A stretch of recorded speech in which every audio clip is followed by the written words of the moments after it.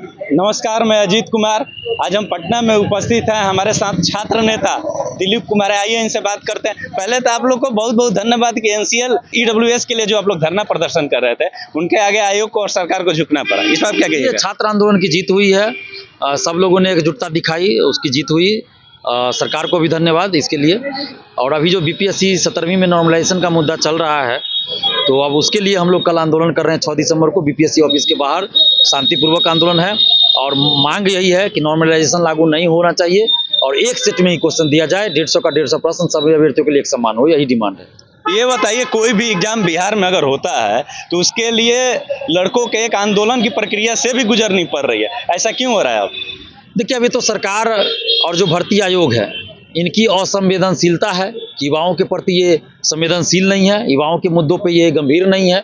इसके चलते हर वैकेंसी निकालने के लिए आंदोलन, एग्जाम कराने के लिए आंदोलन, रिजल्ट के लिए आंदोलन, पेपर लीक हुआ परीक्षा में तो उसके लिए आंदोलन।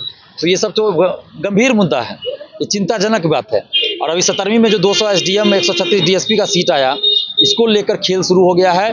कोचिंग माफियाओं, शिक्षा माफियाओं के द्वारा खेल किया जा रहा है। इसी का हम लोग विरोध कर रहे हैं। एक सेट में क्वेश्चन हो, जैसा कि अभी तक होता आया है, वही प्रक्रिया चले, वही पद्धति लागू रहे आगे। ये नॉर्मलाइजेशन के लिए आप बोले कि कल हम लोग बीपीएससी ऑफिस के सामने जाएंगे, तो आप देखे होंगे कुछ दिन पहले उत्तर प्रदेश में भी पीसीएस के छात्र, आरओ एआरओ के छात्र भी वहाँ पे धरना किए थे। क्यों नॉर्मलाइजेशन के लिए पूरे देश में क्यों हंगामा हो रहा है? नॉर्मलाइजेशन धांधली सेटिंग का सबसे सुरक्षित तरीका है। ये शिक्षा माफियाओं के लिए आसान तरीका है।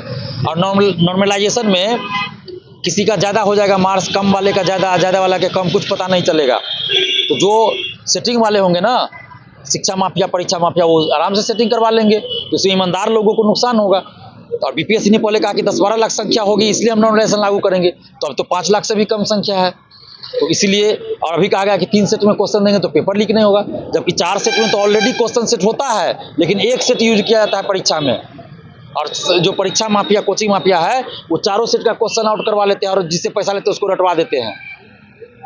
तो 3 सेट में ही क्वेश्चन देंगे तो तीनों सेट का क्वेश्चन आउट करवा लेगा ये लोग, तो पेपर लीक इससे नहीं रुकेगा। पेपर लीक रुकेगा शिक्षा माफियाओं पे कठोर कार्रवाई कर। परीक्षा तो एक दिन में ही अब हो रही है, एक ही शिफ्ट में हो रही है, लेकिन क्वेश्चन जो है अलग अलग शिफ्ट में देने की बात कही जा रही है कि 3 सेट में क्वेश्चन दिया जाएगा।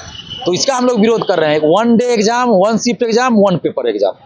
तो छात्रों को आप क्या कहेंगे जो बीपीएससी की परीक्षा देने वाले अपील करते हैं कि आप लोग 6 दिसंबर को सुबह 11:30 बजे बीपीएससी ऑफिस आइए और अपने हक और अधिकार के लिए आवाज बुलंद कीजिए। शांतिपूर्वक, शालीनतापूर्वक अपनी बातों को रखिए।